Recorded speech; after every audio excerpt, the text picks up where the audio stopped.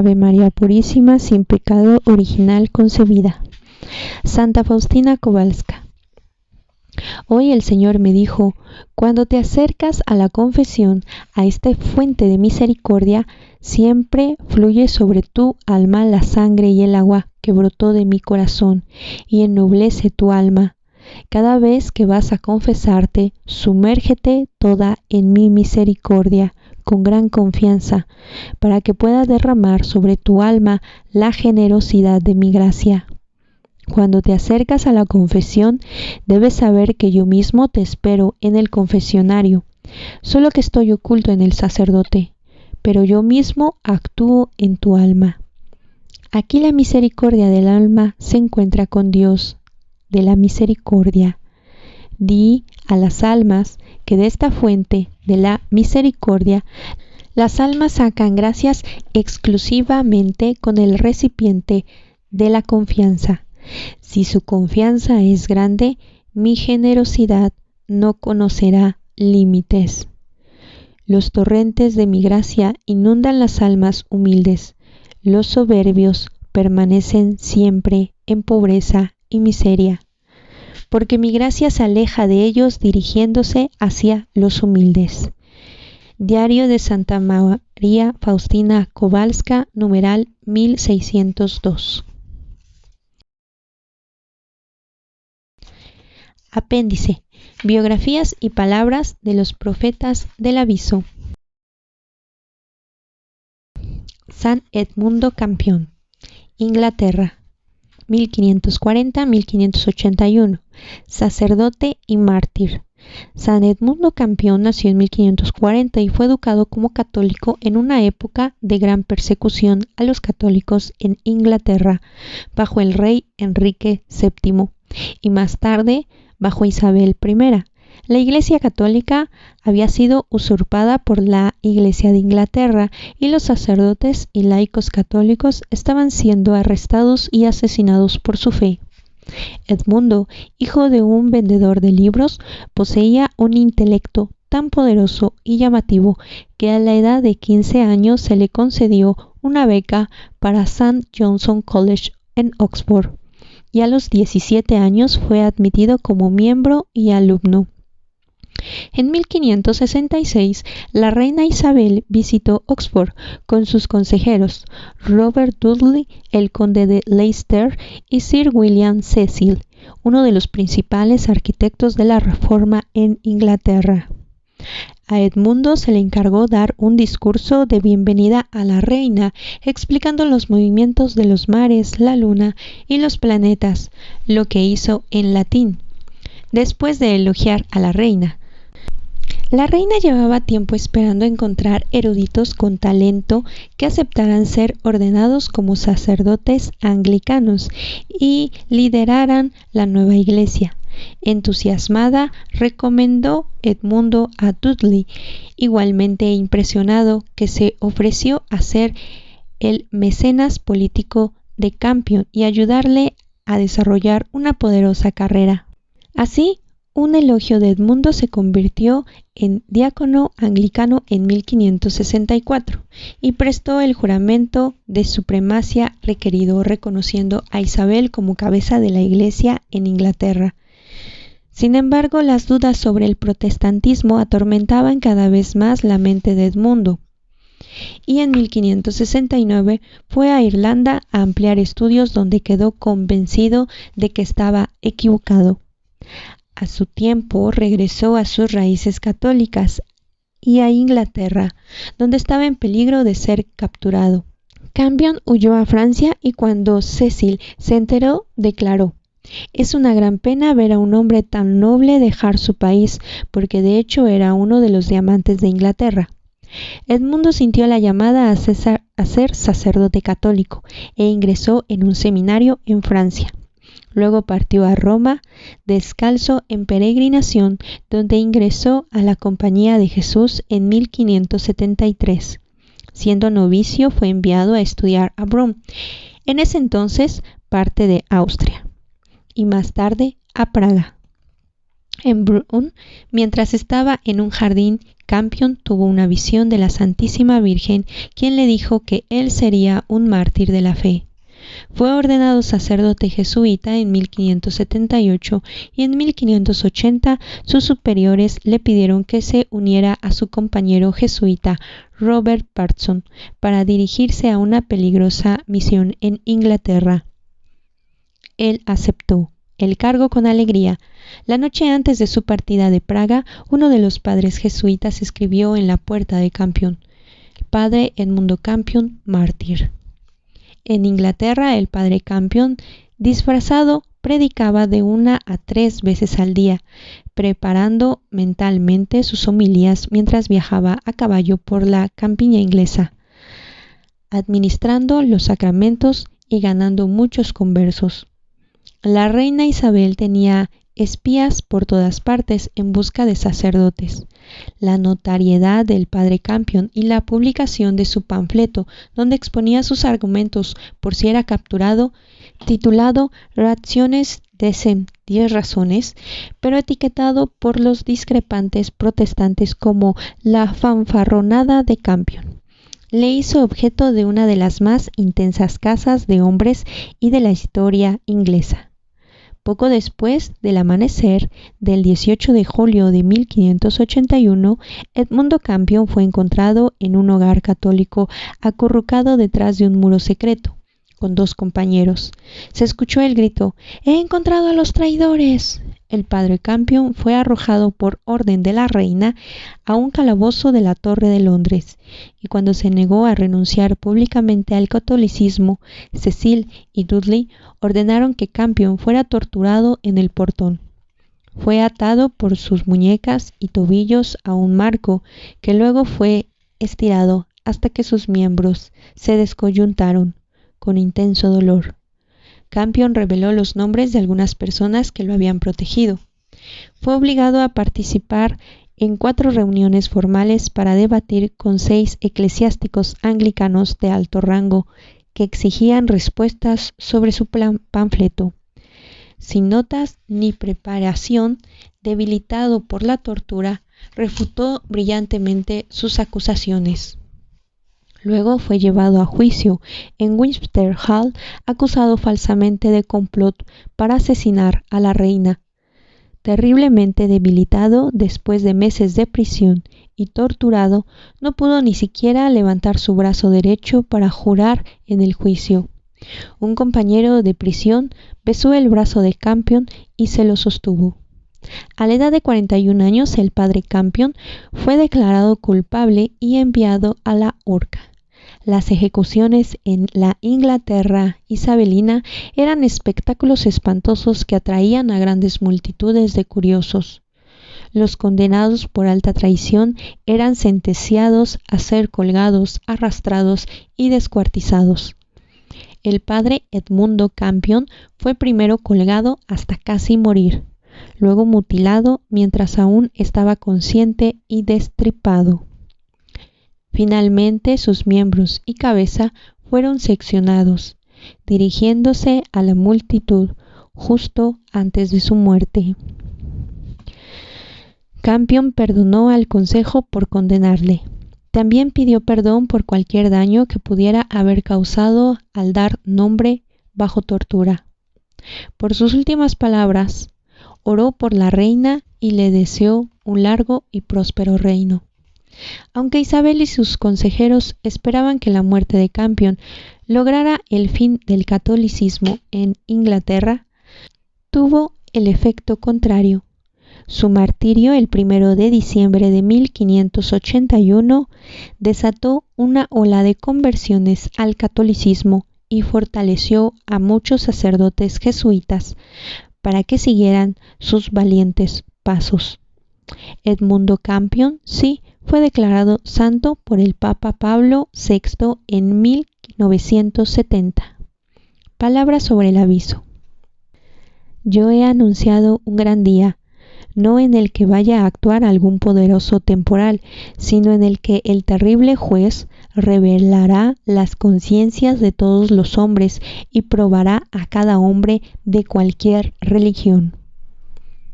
Este es el día del cambio. San Edmundo Campion, jesuita.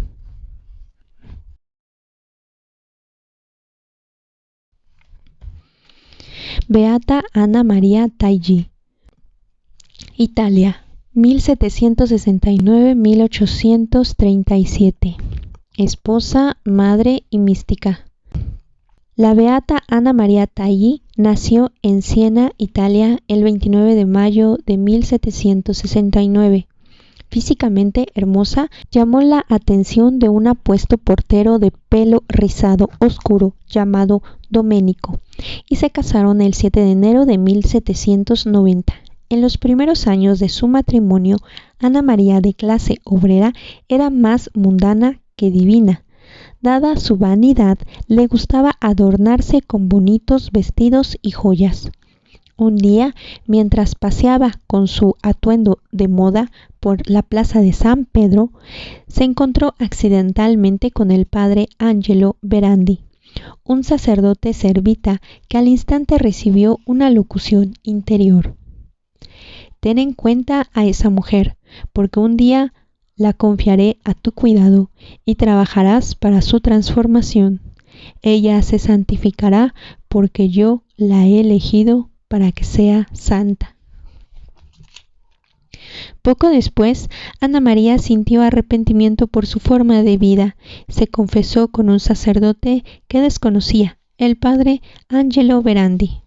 Salió del confesionario abrumada por el remordimiento y una vez en casa se golpeó la cabeza contra el suelo con tal fuerza que se hizo sangrar. A partir de ese momento, sus elegantes ropas y complementos fueron reemplazados por vestidos sencillos y vivió con un gran espíritu de penitencia y renuncia. Con el tiempo, experimentó éxtasis y locuciones y le dijo al padre Berandi que ella sería víctima de expiación por los pecados del mundo. A menudo recibía consejos personales del Señor y de la Santísima Virgen, la cual le dijo: sé consciente, mi querida hija, que aquí abajo tendrás por cada día bueno 100 días malos, porque debes ser como mi Hijo Jesús. Debes dedicarte sobre todo a hacer su voluntad y a someterte constantemente a Él. La santidad de Ana María radicaba en su diaria y difícil labor de ser esposa, madre y administradora de un hogar con más de una docena de diversos personajes familiares, incluidos sus difíciles padres y un sacerdote de cierta importancia, Monseñor Raffaele Natali, que acudía como su confidente y secretario. Además de estas cargas, su marido Domenico tenía un temperamento volcánico, y mientras Ana María se aseguraba de que la cena estuviera lista para él cuando llegara a casa, una vez tiró del mantel hacia volar los platos ya servidos. Sin embargo, ella nunca se arrepintió de haberse casado con él. Con frecuencia se quedaba orando y trabajando hasta la madrugada y se levantaba temprano para la misa. Sin sobrecargar a sus hijos, los mantenía ocupados sabiendo que la ociosidad es la madre de todos los vicios. Ella se aseguraba de que se rezara todas las mañanas y las noches. Se rezaba el Santo Rosario de rodillas antes de la cena. Sus cruces eran numerosas: enfermedades constantes, ataques diabólicos, chismes maliciosos, penitencias y un ayuno continuo. Lamentablemente, tuvo que enterrar a 4 de sus 7 amados hijos. Ana María pronto fue conocida como una santa en vida y recibía un flujo continuo de visitantes que buscaban su consejo. Jesús le había dicho: te designo para convertir a los pecadores, consolar a la gente de toda clase y condición, sacerdotes, prelados, incluso mi propio vicario. A todos los que escuchen tus palabras se les concederán importantes gracias por mis manos. También se le dieron dones de curación y profecía. Monseñor Natali, secretario del Papa Pío VII y confidente íntimo suyo, dijo que ella habló de un futuro tiempo de tremendas luchas en la Iglesia y el mundo. Entonces, naciones enteras volverán a la unidad de la Iglesia y muchos turcos, musulmanes, paganos y judíos se convertirán y su fervor llenará de confusión a los ya cristianos. En una palabra, ella me dijo que nuestro Señor tenía la intención de limpiar el mundo y su Iglesia, para lo cual estaba preparando un renacimiento milagroso, que sería el triunfo de su misericordia. El don espiritual más notable de Ana María fue uno que nunca más se ha repetido, una luz brillante como un pequeño sol que permanecía siempre a su lado. El cardenal Carlo Maria Pedicini, que la conocía desde que tenía 30 años, dijo en su declaración para la causa de la santidad: durante 47 años, día y noche, en su habitación, en la iglesia, en la calle, ella vio en ese sol cada vez más brillante todas las cosas físicas y morales de esta tierra.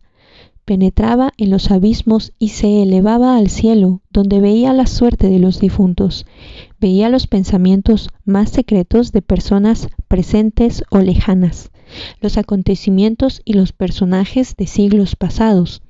El objeto en que pensaba se presentaba de una manera clara y completa.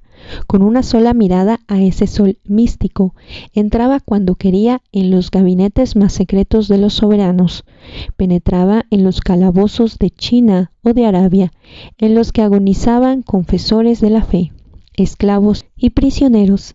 De ese modo ejerció un apostolado sin límites, conquistó almas en todos los puntos del globo, preparó el terreno a los misioneros. El mundo entero fue el escenario de sus trabajos. Fin de la cita.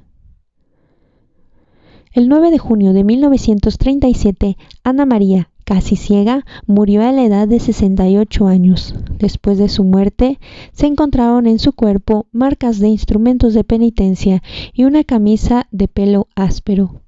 Cuando su ataúd, sellado durante 18 años, fue reabierto, su cuerpo fue encontrado incorrupto.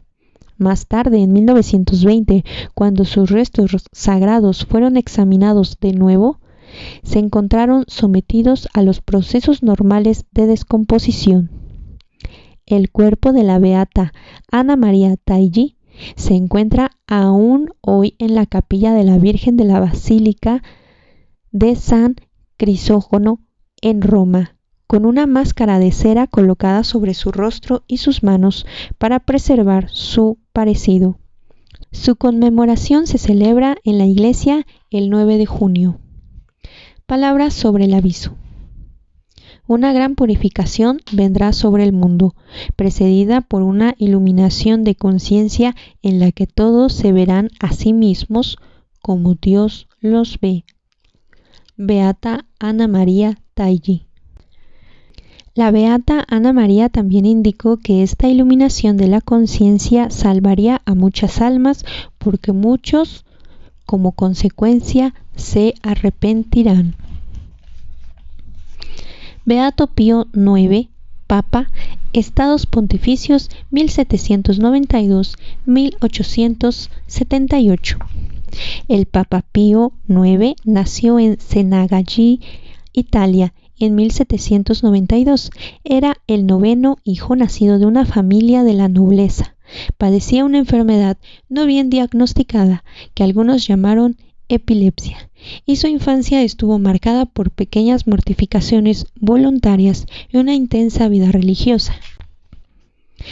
En 1815, San Vicente Pallotti predijo que él se convertiría en papa y que con el tiempo la Virgen de Loreto lo liberaría de la enfermedad. Sirviendo en 1846 y 1878, tuvo el pontificado más largo y uno de los más difíciles de la historia de la Iglesia Católica.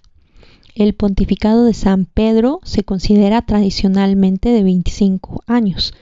Gobernó los estados pontificios en un momento de la historia en el que el Papa no solo actuaba como cabeza de la Iglesia, sino como monarca de una serie de territorios de la península de Italia, desde el siglo VIII hasta finales de 1870. Poco después de su elección, comenzó algunas rudimentarias reformas políticas en los estados pontificios. Liberó a los prisioneros políticos, eliminó muchas de las restricciones a los judíos y abrió las puertas del gueto judío en Roma. El Beato Pío IX fue inmensamente popular en gran parte del mundo católico y cariñosamente llamado Pío IX. Un juego de palabras con su Pío IX, Pío IX, que también significaba abuelo Pío. También se ganó los apodos del Papa de la Oración y el Papa de la Cruz por su espiritualidad. Francis Newman dijo que Pío IX era muy popular porque nadie podía resistirse a su presencia personal.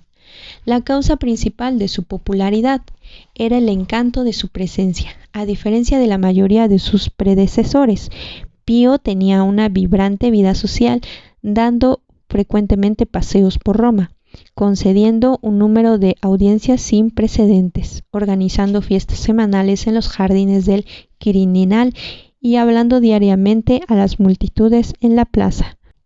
Él fue el primer papa en ser fotografiado. Ninguna rectoría se quedó sin su foto. Con su característico y agudo sentido del humor, una vez dijo que él era la atracción número 1 de los turistas en Roma. Antes de él, la gente corriendo no sabía cómo eran los papas, que con frecuencia estaban envueltos en el misterio. El Beato Pío IX era un papa mariano, que describió a María como mediadora de la salvación en su encíclica Ubi Primum. En 1854 promulgó el dogma de la Inmaculada Concepción, articulando una creencia sostenida durante siglos por los fieles católicos de que la Madre de Dios fue concebida en el vientre de su madre sin pecado original.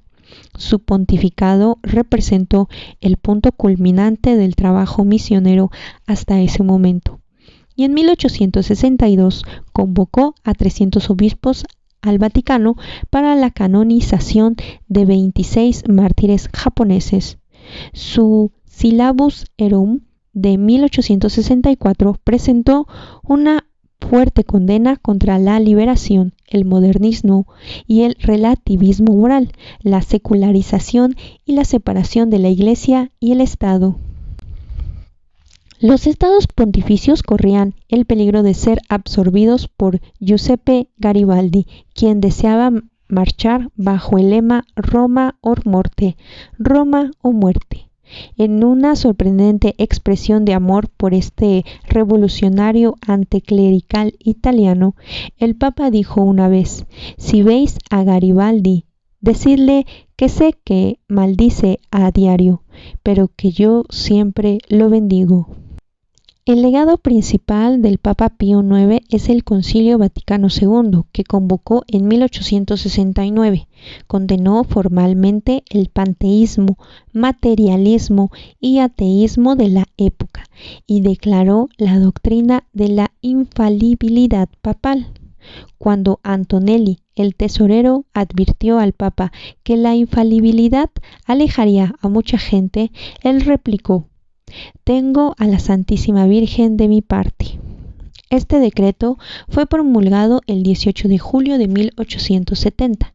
En el momento oportuno, justo al día siguiente, se declaró la guerra franco-prusiana y la retirada inmediata de las tropas francesas de Roma, seguida de la ocupación italiana de la ciudad, lo que llevó al concilio a un final algo abrupto.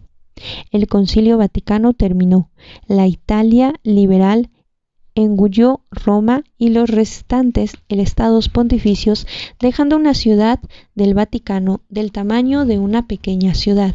Mientras se agravaban los problemas financieros del papado, el Papa Pío IX declaró: podré ser infalible, pero ciertamente estoy en bancarrota. Sin embargo, la idea de la infalibilidad papal poseía una trascendencia con la que ningún presidente, primer ministro o dictador podría rivalizar.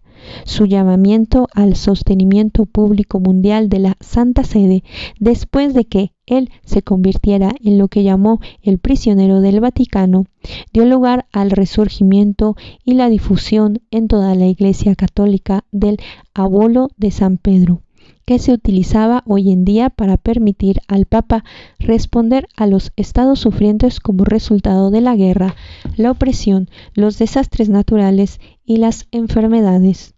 El Papa Pío IX fue declarado beato por el Papa Juan Pablo II el 3 de septiembre del 2000. Palabras sobre el aviso. Puesto que el mundo entero está en contra de Dios y de su Iglesia, es evidente que Él se ha reservado para sí la victoria sobre sus enemigos. Esto será más evidente si consideramos que la raíz de todos nuestros males actuales se encuentran en el hecho de que quienes tienen talentos y vigor ansían los placeres terrenales y no solo abandonan a Dios, sino que lo repudian por completo.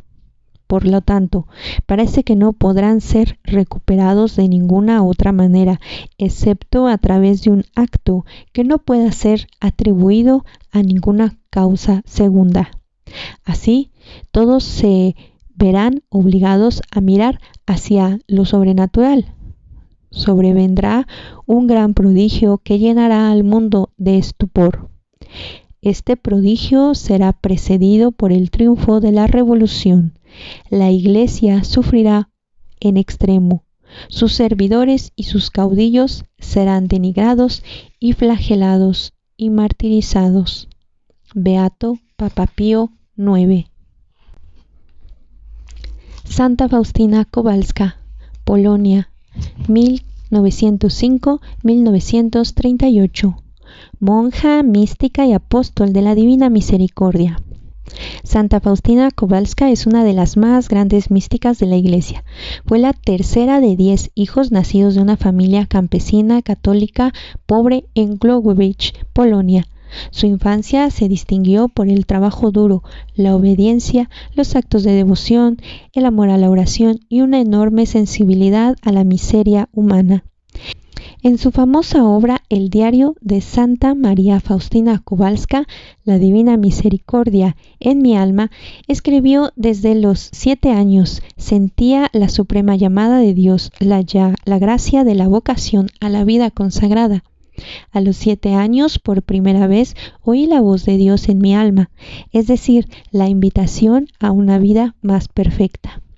Después de 3 años de escuela, toda la educación que recibiría, dijo a sus padres que deseaba entrar en un convento, pero ellos se negaron. A los 16 años trabajó como ama de llaves para ayudarles y mantenerse. Luego, a los 19 años, sucedió lo siguiente. Una vez, junto con una de mis hermanas, fuimos a un baile. Cuando todos se divertían mucho, mi alma sufría tormentos interiores. En el momento en que empecé a bailar, de repente vi a Jesús junto a mí, a Jesús martirizado, despojado de sus vestiduras, cubierto de heridas, diciéndome estas palabras: ¿hasta cuándo me harás sufrir? ¿Hasta cuándo me engañarás? En aquel momento dejaron de sonar los alegres tonos de la música. Desapareció de mis ojos la compañía en que me encontraba. Nos quedamos Jesús y yo. Me senté junto a mi querida hermana, disimulando lo que ocurrió en mi alma, con un dolor de cabeza. Un momento después abandoné discretamente a la compañía y a mi hermana y fui a la catedral de San Estanislao Kostka. Estaba anocheciendo. Había poca gente en la catedral.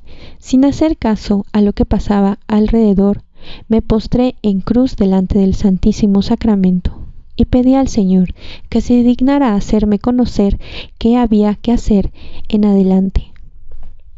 Entonces oí estas palabras: ve inmediatamente a Varsovia, allí entrarás en un convento. Me levanté de la oración, fui a casa y solucioné las cosas necesarias. Como pude, le confesé a mi hermana lo que había ocurrido en mi alma. Le dije que me despidiera de mis padres. Con un solo vestido, sin nada más, llegué a Varsovia.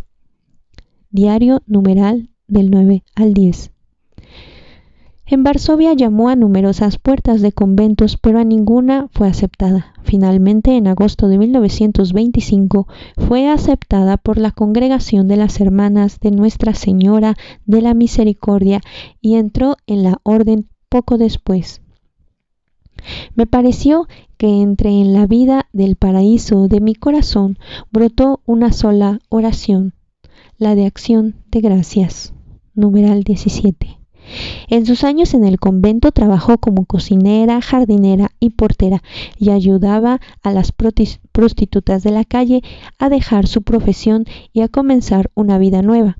Sor Faustina poseía un corazón lleno de misericordia por las almas, una misericordia que pronto sería llamada a propagar. Su estilo de vida riguroso y su agotador ayuno por los demás la dejaron débil y tuvo grandes sufrimientos espirituales, morales y físicos en su vida religiosa. Sacrificó su vida por los pecadores. Mientras profundizaba en su vida de oración, el alma de Sor Faustina se llenaba de dones extraordinarios, revelaciones, visiones, estigmas ocultos, participación de la pasión, bilocación, lectura de alma, profecía, desposorios místicos y matrimonio con el Señor. A pesar de estar tan ricamente dotada de gracias, sabía que en sí éstas no constituían la santidad. Escribió en su diario: ni gracias, ni revelaciones, ni éxtasis, ni ningún otro don concedido al alma la hace perfecta, sino la comunión interior de mi alma con Dios. Estos dones son solamente un adorno del alma, pero no constituyen ni la sustancia ni la perfección. Mi santidad y perfección consisten en una estrecha unión de mi voluntad con la voluntad de Dios. Numeral 1107. El 22 de febrero de 1931, al regresar de la oración, recibió su más intensa visión, que cambiaría para siempre su vida y la del mundo entero. Jesús se le apareció con una deslumbrante túnica blanca. Levantó una mano para bendecir y con la otra tocaba su vestido en el pecho. Dos grandes rayos de luz, uno rojo y otro blanco, pálido, emanaban de su corazón. El padre Michael Spock, director espiritual de Santa Faustina y elegido por el Señor para propagar su mensaje de la divina misericordia, le inspiraba la santidad de Sor Faustina, pero no estaba seguro de si creía o no en sus visiones.